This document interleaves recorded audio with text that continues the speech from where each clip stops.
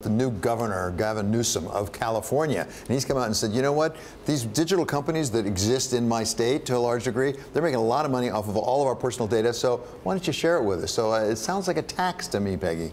Well, I love this story. I've already talked to a couple of people about it this morning whose reaction is, that sounds great to me, getting a piece of the pie. I mean, it's our data they're potentially making profits off of an advertising dollar. So I think it's certainly a win from the public's perspective. Whether they can get it passed or not is a different thing. Well, but two things on that. One, you get a free product.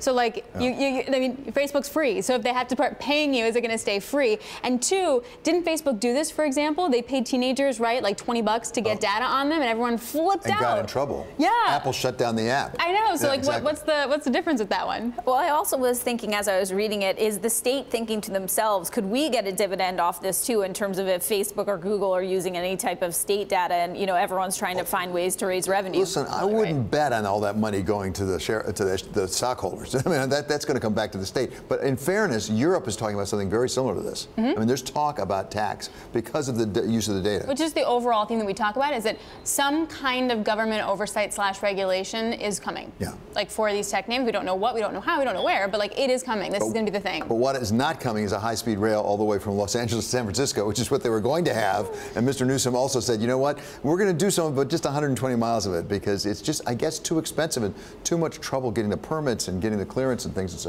over budget, it's behind time.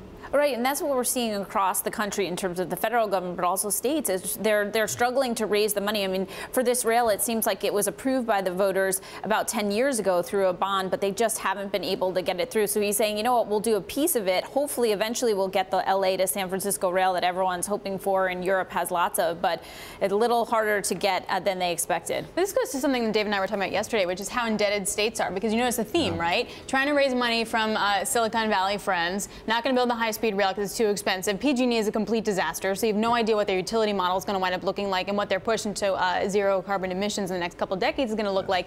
I mean, that's like real stateness indebtedness. This is a really big problem. Right, and going back to Greenspan's comments to us today, essentially the aging population, the entitlement programs that we have to be putting money in for the growing aging population in the U.S. is something that everyone's dealing with at the state level and the federal level. Yeah, to make us feel really good, in the time we've discussed this, China's built a high-speed rail between Beijing and Shanghai, and no doubt, entirely true. It's a little scary.